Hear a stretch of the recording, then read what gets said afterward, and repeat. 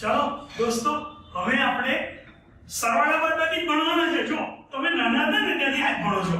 નાના હતા તો પેલા સરવાળા લીટા દોરીને કરાવે, પછી લીટા ચેકતા હતા, પછી આંગળીઓથી કરતા હતા। એક આંગળીના, બે આંગળાના, ત્રણ આંગળાના, ચાર આંગળાના। હવે સાહેબ 50 આંગળાના બી સરવાળા આવડે। હવે તમને પૂર્ણ સંખ્યાના આવડે। હવે આપણે સરવાળા જ શીખવાના છે, પણ કઈ સંખ્યા? જો હમણાં થોડી વાર પહેલા આપણે ભણ્યા ની આગળના વિડિયો, આગળ તમે હમણાં ભણ્યા કયા? દશાંશ ચિહ્નોના સરવાળા, દશાંશ સંખ્યાની બાદબાકી, દશાંશ સંખ્યાનો ગુણાકાર। હવે આપણે ભણવાનું છે ટાઇટલ, ચલો ભાઈ, કયું છે? અપૂર્ણાંક સંખ્યાના સરવાળા, બાદબાકી, ગુણાકાર અને ભાગાકાર।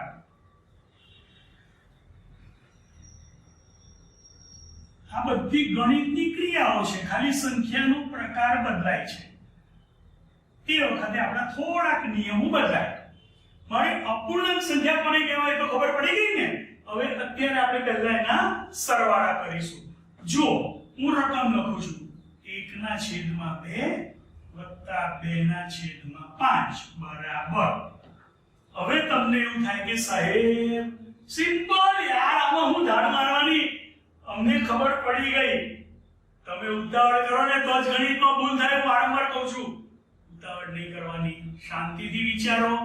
જો ચલો હું મારી અને તમારી ઊંચાઈ માપું, બરાબર? હું નીચે ઉભો રહું અને તમે છેક ઉપર પાટલીની ઉપર પાટલી મૂકીને એની ઉપર ઉભો રહો, અને પછી કોઈ પ્રશ્ન પૂછે આ બેમાં ઊંચું કોણ? તો તમે કહેશો હું ઊંચો છું સાહેબ તમારા કરતા।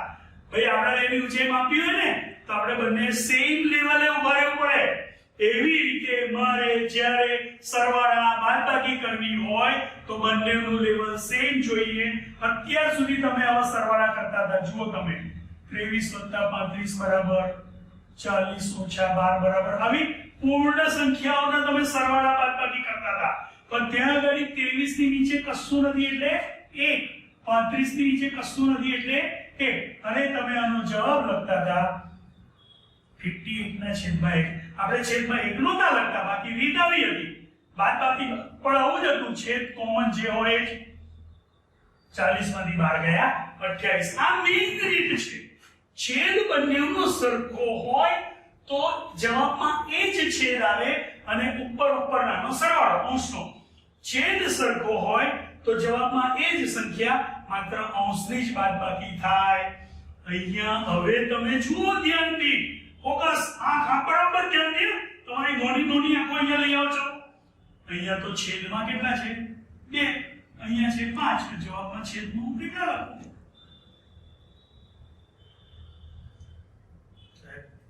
સરવાળા માટે તો હરખું જોઈએ યાર। આનો કેવી રીતે સરવાળો થાય? તો આપણે ગણિત પાસે બધા રસ્તા છે। તમને ગણિત એક જ વસ્તુ શીખવાડે છે, જિંદગીમાં જેમ દરેક દાખલાનો જવાબ હોય છે એમ દરેક સમસ્યાનો ઉકેલ હોય છે। આ ગણિત આખી જિંદગી માટે શીખવાડશે દોસ્ત। કોઈ દાખલો એવો નથી જેનો જવાબ ના હોય, કોઈ સમસ્યા એવી નથી જેનો ઉકેલ ના હોય। તમે તૈયારી કરો તો સફળતા તમારા હાથમાં છે। દુનિયાની કોઈ તાકાત તમને આગળ વધતા નહીં રોકી શકે। તમે જાતે મહેનત નહીં કરો, સફળતા જલ્દી ના મળે। એટલે અહીંયા ગાડી પણ રીત છે। શું કરવાનું મારે? બંનેનો છેદ સરખો કરી દેવાનો। બહુ સિમ્પલ। જ્યાં સુધી છેદ સરખો નહીં થાય ત્યાં સુધી હું સરવાળા કે બાદબાકી નહીં કરી શકું। આ ગુણાકારમાં ચાલશે, ભાગાકારમાં ચાલશે, પણ સરવાળા બાદબાકી માટે મારે છેદ સરખો કરવો પડે। આ છેદ સરખો કરવાની રીત છે, એમાં આપણે મેડમે તમને ભણાવ્યું છે। થોડી પહેલા તમે ભણી ગયા છો। શું કરતા હતા? લસા શોધવાનો, અને લસા શોધ્યો એટલે તમારો અપૂર્ણાંકનો સરવાળો થઈ ગયો યાર। કેલ્ક્યુલેટરની નીચે અહીંયા જાતે જ કરવું પડશે તો એક્ઝેક્ટ જવાબ આવશે। ગણિત શીખવું તો કેલ્ક્યુલેટર ફેંકી દેવાનું, જોવાનું જ નહીં। કોઈ દિવસ કેલ્ક્યુલેટર નહીં વાપરો, ગણિત આવડી જશે। ચલો, મારે છેદમાં કેટલા છે દોસ્ત? 2 અને 5, તો મારે 2 અને 5 નો લસા શોધવાનો. શું શોધવાનો? લસા. તો 2 ના અવયવ ખબર છે, 2 જ પડે એકલા. 5 ના અવયવ 5 જ પડે. લસા બરાબર મેડમે કીધું ગુસામાં શું લેવાનું? સરખું હોય, પણ આમાં તો કશું સરખું છે જ નહીં, એટલે લસામાં શું આવશે? 2 ગુણ્યા 5 બરાબર 10. એનો મતલબ કે મારે આ જે છેદ છે ને 2 એના બદલે મારે છેદમાં 10 કરવા છે. 10 છેદમાં 10 કરવા છે, તો હું 2 ને કેટલા વડે ગુણું તો 10 થાય? 5 વડે. હવે મારા કઈ રાજા થોડા છે આપણે યાર, જે ઈચ્છીએ કરીએ. ગણિતના નિયમ છે, નીચે હું જેટલા વડે ગુણીશ ને છેદની સંખ્યાને મારા ખિસ્સામાંથી મેં 5 મૂક્યા, તો ઉપર બી મારે 5 વડે ગુણવા પડે. એટલે મારે 5 લખી દીધા, આના ઉપર હતા 1. અમે પહેલાનું આનું મેં કરી દીધું. હવે આ વત્તા જે છે વત્તા, અહીંયા ગણીને મારે છેદમાં 10 કરવા છે. કેટલા? 5. કેટલા વડે ગુણું તો 10 થશે? 2 વડે. મેં નીચે 2 વડે ગુણ્યા, તો ઉપર બી મારે આ વધારાના 2 મૂકવા પડે, અને ઉપર તો અહીંયા 2 છે. હવે મારી રકમ શું બની ગઈ જુઓ તમે? 5/10 વત્તા 4/10. હવે સરવાળો સરળ શું થશે? જોઈ લો એક વખત દોસ્ત. 9 છે થોડું. અપૂર્ણાંક સંખ્યાના સરવાળા રકમ 1/2 વત્તા 2/5. જરૂર નહીં લઈ લે છે એટલે ગમે તે આવે અપૂર્ણાંક. હમણાં હું બીજી લઉં છું, અપૂર્ણ રકમ લઉં છું. 1/2 વત્તા 2/5. છેદ સમાન નથી, એટલે 2 અને 5 નો આપણે શું શોધીશું? લસા 10. છેદમાં 10 બનાવવા માટે મેં 2 જે હતા અહીંયા એ તો મેં એવા લખ્યા જ. 10 બનાવવા હતા એટલે મેં 5 વડે ગુણ્યા. અહીંયા 5 હતા, કેટલા વડે ગુણું તો 10 થાય? 2 એટલે મેં 2 લખ્યા. નીચે મેં જે વધારાની સંખ્યા લખી એ જ ઉપર લખી દઈશ. મને મળશે 5/10 વત્તા 4/10. સરવાળો હવે થશે છેદમાં 10 ઉપર 5 વત્તા 4 અને 9/10. હવે આપણે એક બીજી રકમ લઈએ.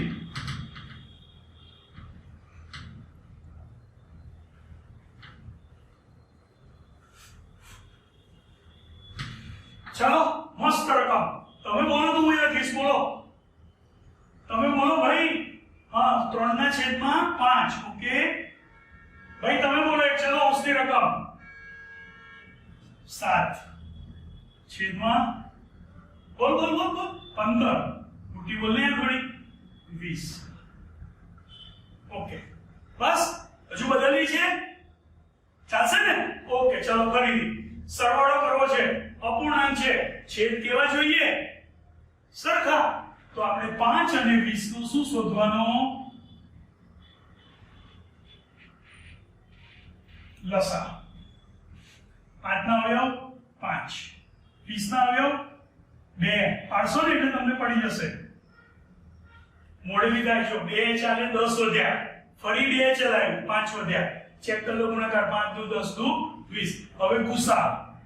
મેડમે જે પદ્ધતિ શીખવાડેલી એ મુજબ હું આગળ વધું છું. લીટી દોરતા જવાનું અને લખી દેવાનું. ગુસા બસ બીજું કઈ છે ના. હવે લસા. તમે કે સાહેબ તમે શું કરવા ગુસા શોધ્યો યાર? આમાં તો મારે લસાની જરૂર છે. શોધો ને યાર, પ્રેક્ટિસ થશે. હું બહાર પડવાના. ચાલો ગણિતમાં જેટલી મહેનત કરીશું એટલો ફાયદો છે. શોધી રાખવાની આદત પાડતા જાઓ. કઈ નફો નુકસાનમાં નથી. જેટલું શીખશો એટલું. લસા. લસા માટે શું કરવાનું? ગુસા બેઠો લખી દીધો. હવે અંડરલાઈન દોરેલું એ નહીં છોડી દો. એમાં કશું બાકી નથી. અહીંયા શું બાકી છે? 2 × 2. શું લસા આવ્યો? 5 દુ 10 દુ 20. મતલબ કે આ રકમમાં મારે છેદમાં કેટલા લાવવાના છે? આના પછીના સ્ટેપમાં 20. બરાબર? છેદમાં 20 જોઈએ, લસા લાવવો પડે. તો આપણે રકમને કેટલા વડે ગુણીશું? આ 5 છે અહીંયા અને અહીંયા તો 20 છે. 5 ને કેટલા વડે ગુણું તો 20 આવે? 4 વડે. તો મેં નીચે 4 લખે એટલે મારે ઉપર બી 4 લખવા જ પડે, અને આ 3 તો હતા જ. એટલે મને મળશે 12/20. અહીં તો 20 છે જ. પણ સાહેબ તમે કીધું ને ગુણવા પડે મારે. કેવી રીતે એમને ચલાવી લઉં? તમે તો કીધું ગુણવા પડે. એટલે ભાઈ 20 છે ના, પણ સાહેબ મારે ગુણવા છે. પહેલા ગુણી ના, ચાલ 1 વડે સંતોષ થાય તને. ચાલ બસ કોમન એક ગુણાકારની તટસ્થ સંખ્યા. તો ઉપર 7 ને પણ કેટલા વડે ગુણીશું? 1 વડે. હવે તો તમારા માટે સરળ છે દોસ્ત. બોલો 12 + 7 અને શું થઈ જશે 19/20 જવાબ આવશે. હવે આપણે એક રકમ લઈએ બીજી. હજુ અપૂર્ણાંકનો એક સરવાળો લઉં છું કારણ કે બાદબાકીમાં આ જ રીત વાપરવાની છે.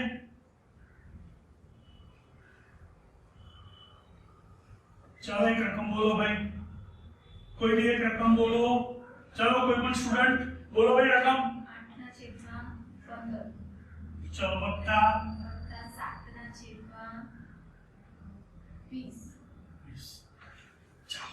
ફરીથી બંને અપૂર્ણાંક છે, સરવાળો કરવો છે, છેદ સરખો નથી. કોનો કોનો લસા લેવાનો છે? 15 અને 20 નો લસાઅ. 15 નો અવયવ પાડવાના. 2 ચાલશે. એકમનો સમ કયો છે? 0 2 4 6 8 હોય તો 2 ચાલે.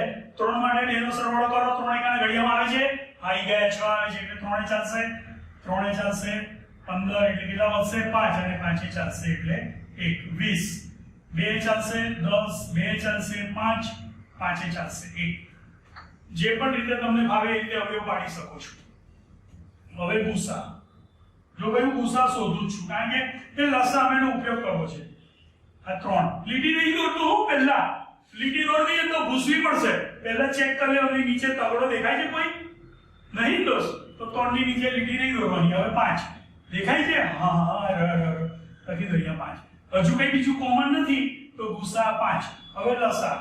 લસાનો અવયવ ગુસા તો હોય એટલે ગુસા લખી દેવાનું ગુણ્યા 3 ગુણ્યા 2 ગુણ્યા 2. હવે છે ને મેં તમને ક્રમનો નિયમ સમજાવ્યો. આગલા વિડિયોમાં તમને ક્રમનો નિયમ સમજાવ્યો છે ગુણાકારમાં. તમે પहिले ને યાર ઘેટા જેવું ના કરતા. એક ઘેટું ચાલે બીજું એની પાછળ ચાલે આજુબાજુ જુએ જ નહીં. એ પહેલું ભૂલથી જો ખાડો આવે ને કિચડ તો એમાં પડે એટલે પાછળના બધા ઘેટા અંદર પડે. માણસ તો માણસ મગજ છે સેજ ટ્રીક વાપરો. 5 ને તમે 2 વડે ગુણો તો 10 થઈ જાય ને. તો 5 તરી 15 નહીં ગુણું. ગુણાકારનો ક્રમ બદલી નાખીશ. 5 દુ 10 10 દુ 20 અને 20 તરી 60 એટલે આપણો ગુણાકાર સહેલો થાય. ના આવડે તો પછી બધી મજૂરી કરજો કે 5 તરી 15 15 દુ 30 30 દુ 60. એટલે કે મારે હવે અહીંયા છેદમાં 60 લાવવાના. પણ હવે લખાય નહીં. 60 લાવવા માટે વિચારવાનું કે 60 લાવવા હોય તો કેટલા વડે ગુણીશ? 15 કેટલા વડે ગુણો તો 60 થાય ભાઈ? 15 એકા 15 આવશે જ ને. એના ઘડિયામાં આવશે જ ગેરંટી. જો ના સમજ પડે ને 15 ને કેટલા વડે ગુણે તો 60 થાય તો 5 તરી 15 પર આંગળી દાબી દો. કેટલા રહ્યા? 2 દુ 4. જો 15 ચોકું 60 થઈ ગયા. ઉપરની 4 વડે ગુણી નાખો. 20 છે. 20 ને કેટલા વડે ગુણો તો 60 થાય? 5 દુ 10 દુ 20 તો 3 વડે ગુણીએ તો 60 થાય. એટલે અહીં આગળ હું લખી દઈશ 20 ગુણ્યા 3. હવે નીચે વધારાના 3 તો ઉપર પણ 3. હવે તો સરખું સરસ મજાનું 60 અને 32 60 અને 21 શું થશે ભાઈ? 60 અહીં ગઈ થશે 50. આ મારા સરવાળાનો જવાબ આવી ગયો. બાદબાકી હોય ને તો ખાલી અહીંયા શું આવે? માઈનસ. અહીંયા આવે માઈનસ. 32 માંથી 21 બાદ કરવાના. સિમ્પલ દાખલો. બાદબાકી. જો આ જ દાખલો હવે હું બદલું છું બાદબાકીનો.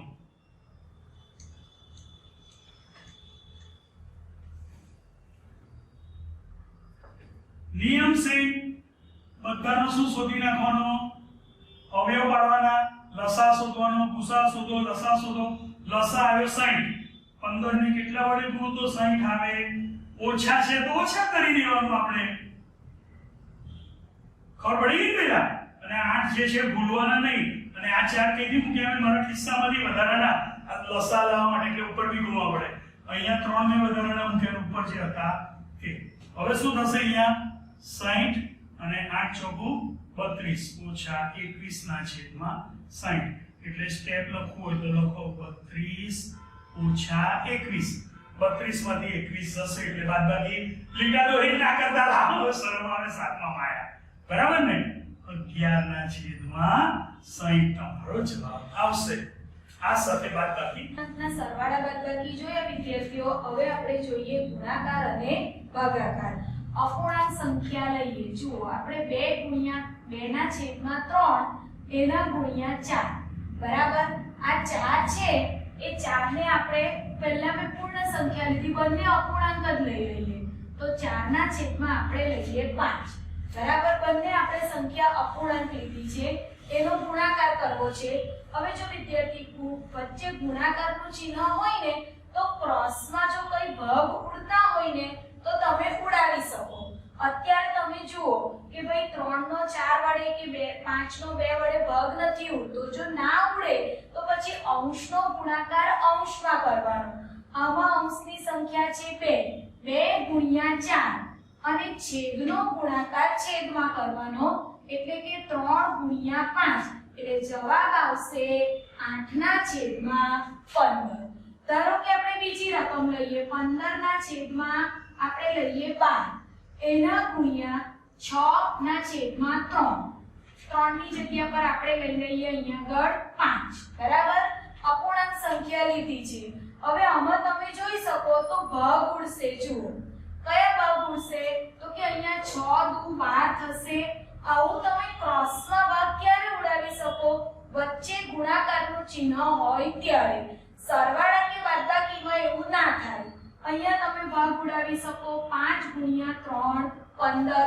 હવે તો કે અહીંયા વધ્યા 3, આમાં 3 વધ્યા, આમાં 6 ભાગ ઉડી ગયા છે, કઈ જ નથી તો તમે 1 લખી શકો. એવી રીતે છેદમાં કેટલા વધ્યા છે 2 ગુણ્યા આમાં કોઈ અવયવ નથી વધ્યો એટલે 1 લખી શકો. એટલે અંશનો ગુણાકાર અંશમાં, છેદનો ગુણાકાર છેદની અંદર. ગુણાકારમાં એક જ વસ્તુ યાદ રાખવાનું, ભાગ ઉડે તો ઉડાવવાના, નહીતર અંશનો ગુણાકાર અંશમાં અને છેદનો ગુણાકાર છેદમાં. આ એકદમ સરળ ગુણાકાર થઈ ગયા. હવે આપણે જોઈએ અપૂર્ણાંકના ભાગાકાર. ભાગાકારમાં કેવું હોય વિદ્યાર્થીઓ કે ધારો કે તમને આપે 3 ના છેદમાં 2 ભાગ્યા 5 ના છેદમાં 4. તમારે આનો ભાગાકાર કરવો છે. તો જ્યારે ભાગાકારનું ચિહ્ન આવે તો તમારે ભાગાકાર કરવા માટે આ ભાગાકારના ચિહ્નને ગુણાકારમાં ફેરવી દેવાનું. ગુણાકાર કરો ને ત્યારે એના પછીની જે સંખ્યા હોય એમાં છેદની સંખ્યા અંશમાં જતી રહે અને અંશની સંખ્યા છેદમાં જતી રહે. એટલે હું તમને ગણિતની ભાષામાં કહું તો આપણે પેલો વિરોધી અને વ્યસ્ત વાળો ટોપિક ભણ્યા હતા. તો 5 ના છેદમાં 4 એનો વ્યસ્ત થઈ જાય 4 ના છેદમાં 5. એટલે કે ટૂંકમાં સંખ્યા પેલું કયું આસન કહેવાય એને? શીર્ષાસન. બરાબર ને? આપણે આ એના પગ ઉપર લઈ લેવાના અને માથું નીચે. હવે તમે જોઈ શકો છો ગુણાકાર સિમ્પલ થઈ ગયા. ભાગાકારને આપણે ગુણાકારમાં ફેરવી દીધું. હવે વિચારો શું કરતા હતા? ઉડતા હોય ભાગ તો ઉડાવી દો, ના ઉડતા હોય તો અંશનો ગુણાકાર અંશમાં, છેદનો ગુણાકાર છેદમાં. તો અહીંયા આપણા ભાગ ઉડે છે 2 ગુણ્યા 2 4 થશે. એટલે અંશમાં વધ્યા 3 ગુણ્યા 2 અને છેદમાં 3 ની નીચે 2 ઉડી ગયા એટલે એક અવયવ વધેલો કહેવાય. તો 1 ગુણ્યા 5 એટલે જવાબ આવશે 3 દુ 6 અને 1 ગુણ્યા 5 એટલે કે. ચલો હવે આપણે અપૂર્ણાંકના સરવાળા, બાદબાકી, ગુણાકાર, ભાગાકાર બધું જોઈ લીધું, પણ ખાલી થોડીક એના વિશેની માહિતી મેળવી લઈએ. હવે સૌથી પહેલા આપણે જોઈએ સાદા અપૂર્ણાંક એટલે શું. જો વિદ્યાર્થીઓ રકમ લખું છું 4 ના છેદમાં 7. હવે આને છે ને સાદો અપૂર્ણાંક કહેવાય. કેમ સાદો અપૂર્ણાંક? તો તમે બંનેની અંદર સામાન્ય અવયવ જુઓ એક જ આવે છે. સામાન્ય અવયવ એક એટલે આપણે આને સાદો અપૂર્ણાંક કહીએ. બરાબર. પછી એનો સમાવેશ ભલે આપે એમાં થતો હોય પણ એક વખત આને કહેવાય સાદો અપૂર્ણાંક. હવે આપણે જોઈએ શુદ્ધ અપૂર્ણાંક કોને કહેવાય? જ્યારે કોઈ અપૂર્ણાંકનો અંશ એ છેદ કરતા નાનો હોય. અંશ કેવો હોય? છેદ કરતા નાનો હોય. આ જ રકમ લઈ લઈએ. અંશ કેવો છે?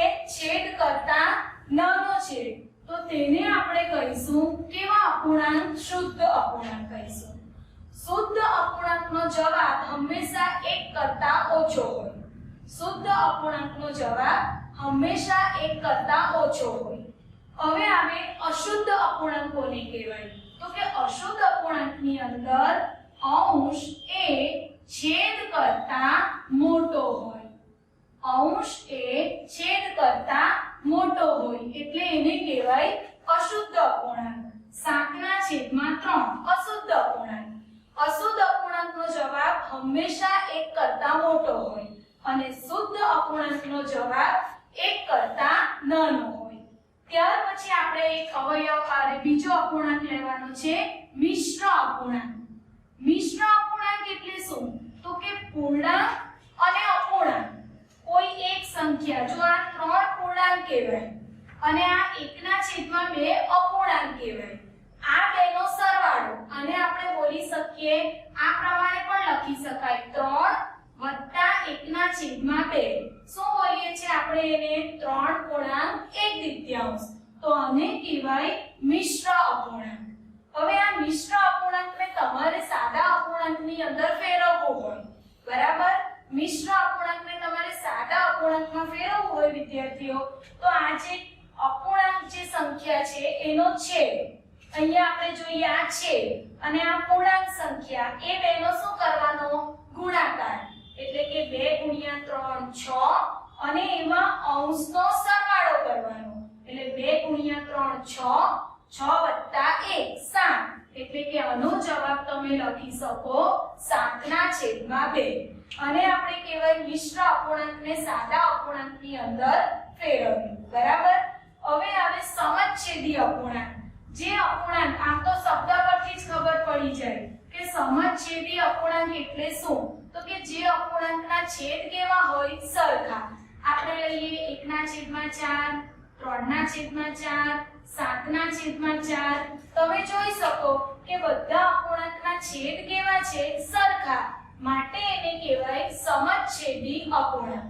અને વિષમછેદી અપૂર્ણાંક એટલે છેદ કેવા હોય? તો કે જુદા જુદા છેદ હોય. અહીંયા આપણે રકમ લીધી, તમે જોઈ શકો કે 3 રકમના છેદ કેવા છે? જુદા જુદા. માટે તમે એને કહી શકો વિષમછેદી. આ જે ટોપિક વિવિધ સંખ્યાઓ યુનિટ 1 નો એ ખૂબ જ અગત્યનો ટોપિક છે. આ ટોપિક તમે બરાબર તૈયાર કરશો તો હવે પછીના જે કંઈ ટોપિક ભણવાના આવશે એમાં તમને વધારે સરળતા રહેશે. તો આ ચેપ્ટરની અંદર જે બધી સંખ્યાઓ વિશેનો પરિચય છે એ આપણો કમ્પ્લીટ પૂર્ણ થયો અને એની સાથે આપણું ચેપ્ટર ભૈયા આપણે સરસ મજાનો પહેલો ટોપિક વિવિધ સંખ્યાઓ, જેમાં બધા નિયમો, ગણ, વિવિધ સંખ્યાના પ્રકાર, ગણિતની વિવિધ ક્રિયાઓ, આ બધું આપણે ભણ્યા. હવે આપણે ભણવાનું છે ભૂમિતિનો ખ્યાલ. જે આપણું જે ગણિત છે અત્યારે આપણા માટે એક વિષય છે. તમે આગળ જશો ને તો ગણિતના ભાગ પડશે. અંક ગણિત, બીજ ગણિત, આંકડાશાસ્ત્ર, ત્રિકોણમિતિ, પછી આવશે ભૂમિતિ, બધા ગણિતની જુદી જુદી ભાગ આવશે. તો આ બધા ભાગમાંનો એક ભાગ જેનું નામ છે ભૂમિતિ. આ ભૂમિતિ તમારા અત્યારે અહીંથી શરૂ થાય છે ભણવાની. ભૂમિતિનો ખ્યાલ, એનું નોલેજ ખૂબ જરૂરી છે. અને હું તમને કહી દઉં દોસ્ત, તમારી ઉંમર 12-13 વર્ષની હશે, કદાચ 14 હશે. હવે તમારા મગજનો સુંદર વિકાસ એક ભવિષ્યના યુવાન તરફ, ભવિષ્યના નાગરિક તરફ જવાનો છે. ત્યારે આ ભૂમિતિ તમારા મગજની વિચારશીલતા ખૂબ વધારશે. માટે ભૂમિતિ અભ્યાસ તમારો લોજિક પાવર, વિચારવાની શક્તિ, તમારી આમ બૌદ્ધિક લેવલ, સામેવાળો તમને જોઈને ખબર પડે કે આ બચ્ચો હોશિયાર છે, એવું આ ભૂમિતિ તમને લાવશે. તો આપણે હવે ભણીશું યુનિટ નંબર 2, જેનું નામ છે ભૂમિતિના ખ્યાલ. ભૂમિતિનો પાયાનો ખ્યાલ. આ ભૂમિતિની અંદર શું આવે? તો આપણે એક પેલું અધૂરું માણસને ખબર હોય, જો તમારે કોઈને પચાવવું હોય ને, કે તમને કોઈ કહેવાય કાલે હું રિક્ષામાં ગયો હતો, એટલે તમારે કહો રિક્ષા એટલે શું? બે રિક્ષા, રિક્ષા પેલી પેલી પેલી એટલે શું? એટલે કે 3 પૈડા, પૈડું એટલે શું? એટલે પેલું રબર, રબર એટલે શું? એટલે પેલું ગોળ ગોળ, ગોળ ગોળ એટલે શું? પેલું લાફો મારી દે તમને, બોલો નક્કી મારી દે કે નહીં? બસ ભૂમિતિ અહીંથી શરૂ થાય છે. તમે જે વસ્તુ વિચારો તમારા મનને પૂછો એટલે શું, એટલે શું, એટલે શું, તમને કંઈ પણ કહો એટલે શું, એટલે શું, તો એવું પૂછ્યા પછી અમુક બેઝિક શબ્દો આવ્યા અને ભૂમિતિએ એ શબ્દોને કહી દીધું, જો ભાઈ હવે તારે મને આની આગળ પૂછવાનું નહીં, કારણ કે વિના સાબિતીએ મેં આ શબ્દોને સ્વીકારી લીધા છે. કયા કયા શબ્દો ગણિતની અંદર વપરાતા? હા ભાઈ, કયા કયા શબ્દો? પહેલો છે બિંદુ, રેખા, સમતલ, અવકાશ. બિંદુ, રેખા, સમતલ, અવકાશ. બાકી તો બધી વસ્તુની વ્યાખ્યા અવેલેબલ હોય. ગણિતના શાસ્ત્રીય અભ્યાસની અંદર આપણે ગણિત આડેધડ નથી ભણવાનું, આપણે વ્યવસ્થિત અભ્યાસ કરી રહ્યા છીએ. તો એ શાસ્ત્રીય અભ્યાસની અંદર આ અમુક પદોને અવ્યાખ્યાયિત પદો કહી દીધા કે એની વ્યાખ્યા નથી. અમુક ધારણા છે. તમને કહું, તમારે ઘરે પહોંચો, રસ્તાની અંદર તમને કૂતરો દેખાય તો દરરોજ ડર ના લાગે, પણ જો કૂતરો ભસતો હોય, મોઢું ખુલ્લું હોય, મોઢામાંથી લાળ પડતી હોય અને તમારી આજુબાજુ લોકો દોડતા હોય તો તમને ખબર પડી જશે કે આ કૂતરું સીધું નથી.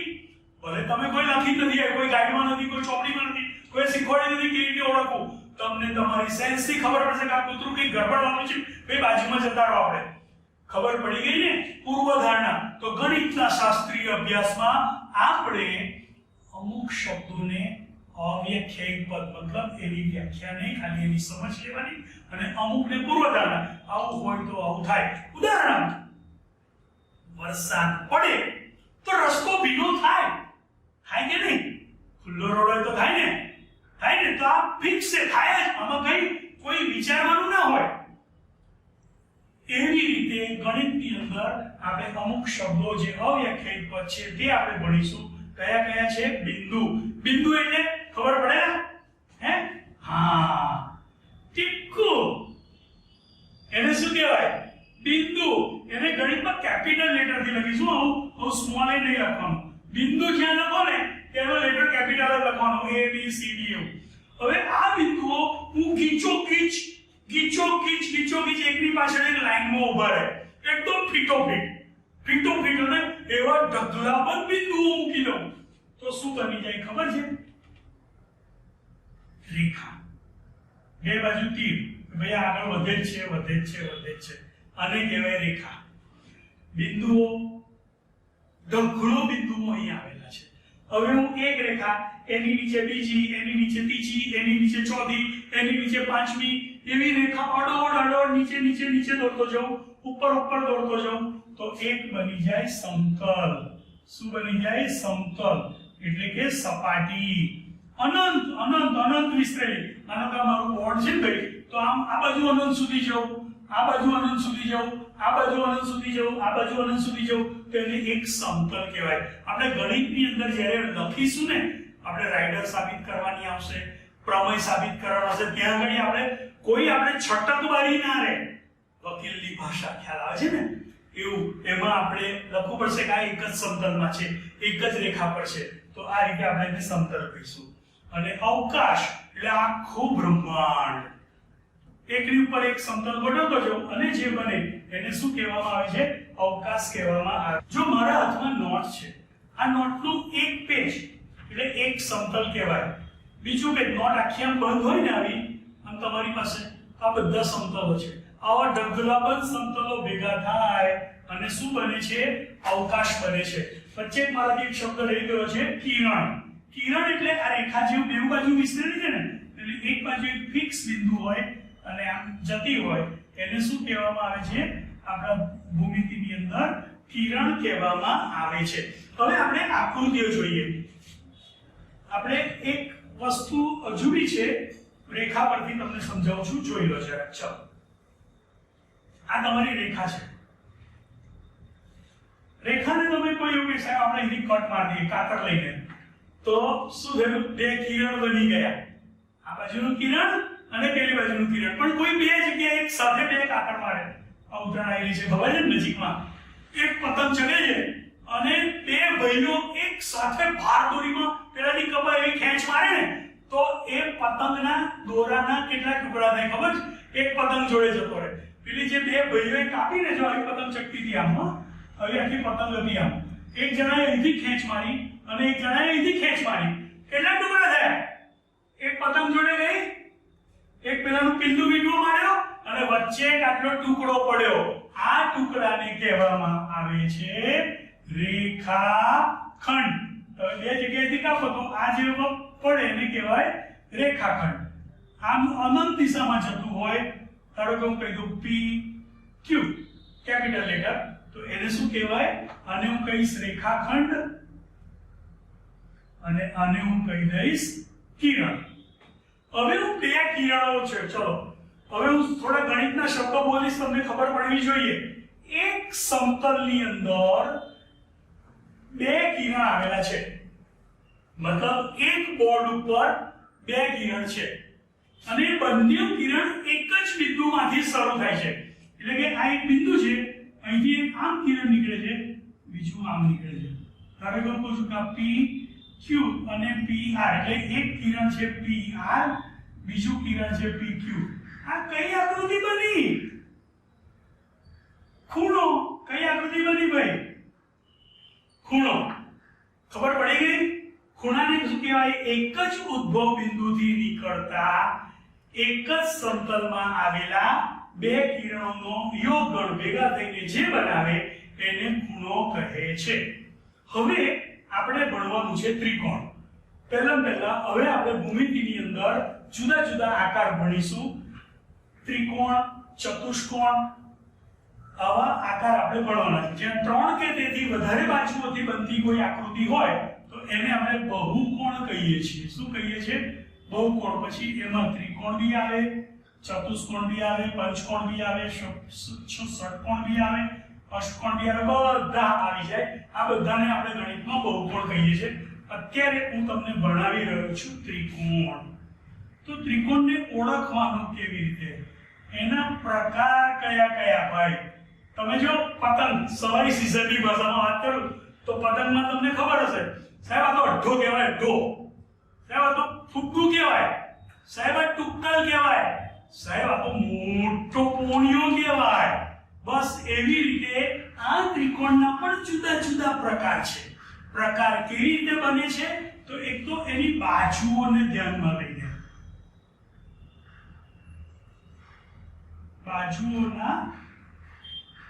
બાજુઓ મુજબ, અને બીજો ત્રિકોણનો પ્રકાર વહેંચી શકાય એના ખૂણા મુજબ. છે ત્રિકોણ જ પણ એની બાજુ મુજબ. કયા કયા નામ આવે? એક છે સમબાજુ ત્રિકોણ. તમને નામ પરથી જ આમ ખબર પડી જશે. સમબાજુ એટલે આ ત્રણે ત્રણ બાજુઓના માપ સરખા હોય. આ 5 હોય તો આ 5, આ 5, આ 10 હોય તો આ 10, આ 10, બધાના માપ સરખા હોય. એ ત્રિકોણને કયો કહેવાય? સમબાજુ ત્રિકોણ. બીજો એક પ્રકાર છે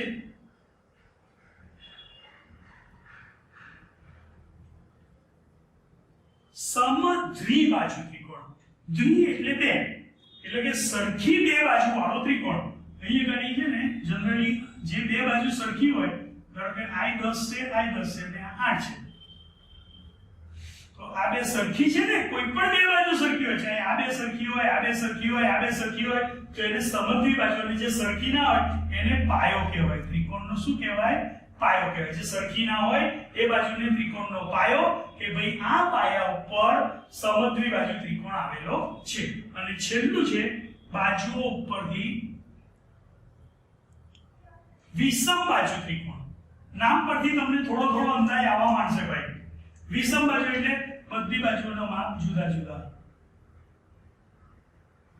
આનું માપ, બધાના માપ જુદા જુદા હોય. ગમે તે પ્રકારનો ત્રિકોણ હોય, માપ જુદા હોય તો વિષમબાજુ કહેવાય. કોઈ પણ બે બાજુ સરખી હોય તો સમદ્વિબાજુ કહેવાય. કોઈ પણ ત્રણ બાજુ સરખી હોય તો સમબાજુ કહેવાય. હવે એનો ખૂણા મુજબ વહેંચી નાખું તો આવશે લઘુકોણ ત્રિકોણ, કાટકોણ ત્રિકોણ. ત્રિકોણને જો ખૂણા મુજબ વહેંચું ભાઈ તો ત્રણ રીતે વહેંચી શકાય. લઘુકોણ એટલે જે ખૂણાના માપ 90 થી ઓછા હોય એ ત્રિકોણ, એ ખૂણાને લઘુ ખૂણો કહેવાય. તો જો કોઈ એવો ત્રિકોણ હોય આ બી 90 કરતા ઓછો હોય, આ પણ 90 કરતા ઓછો હોય, આ પણ 90 કરતા ઓછો હોય, તો એને હું કહીશ લઘુકોણ. પણ એક ખૂણો 90 કરતા વધારે છે, કોઈ પણ ગમે તે એક ખૂણો 90 કરતા વધારે હોય એને હું કહીશ ગુરુકોણ. બધા ખૂણા 90 કરતા ઓછા લઘુકોણ, કોઈ એક ખૂણો 90 કરતા વધારે ગુરુકોણ, અને કોઈ એક ખૂણો એક્ઝેક્ટ 90, તો એને કહેવામાં આવે છે કાટકોણ ત્રિકોણ. ત્રિકોણને ખૂણા મુજબ 3 રીતે વહેંચી શકાય: લઘુકોણ ત્રિકોણ, ગુરુકોણ ત્રિકોણ અને કાટકોણ ત્રિકોણ. બાજુ મુજબ સમબાજુ, સમદ્વિ બાજુ અને વિષમ બાજુ. હવે આવે છે ચતુષ્કોણ. 4 બાજુઓથી જે રચાતી આકૃતિ હોય એને ચતુષ્કોણ કહેવાય. 4 બાજુઓ વડે રચાતી બંધ આકૃતિ.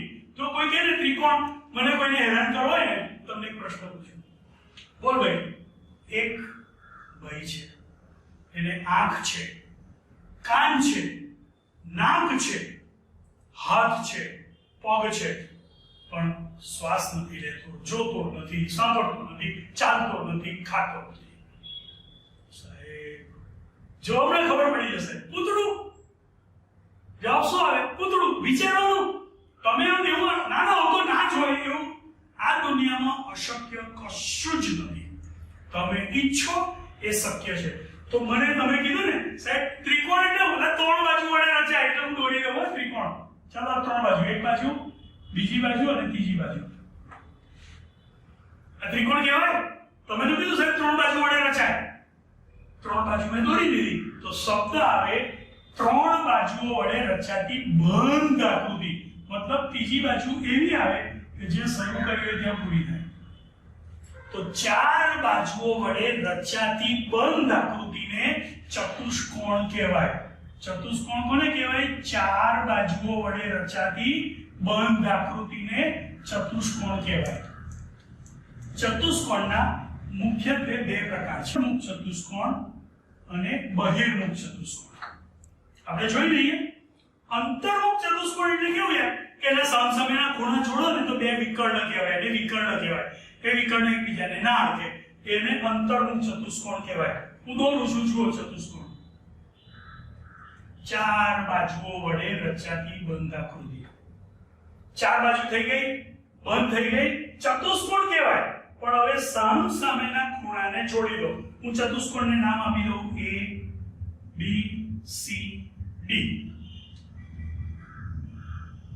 તો A, B, C, D એક છોડીને એટલે AC અને BD જોડો.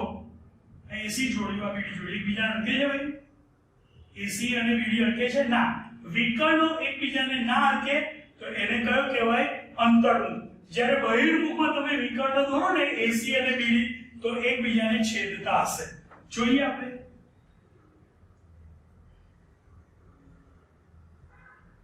છેદ્યા, એકબીજાને AC અને BD નામ લખી દઉં છું. A, B, C, D. આ AC અને BD એકબીજાને છેદ્યા, આ બહિર્મુખ પ્રકારનો કહેવાય. જ્યાં વિકર્ણો ના છેદે એ ચતુષ્કોણને કયો કહેવાય? અંતર્મુખ ચતુષ્કોણ. બહિર્મુખ ચતુષ્કોણના પ્રકાર છે. હવે તમારા જાણીતા નામ આવશે. પહેલું છે સમાંતર બાજુ ચતુષ્કોણ, બીજું છે સમબાજુ ચતુષ્કોણ, ત્રીજું છે ચોરસ, પછી છે લંબચોરસ અને છે સમલંબ ચતુષ્કોણ. બહિર્મુખ ચતુષ્કોણના 5 પ્રકાર છે.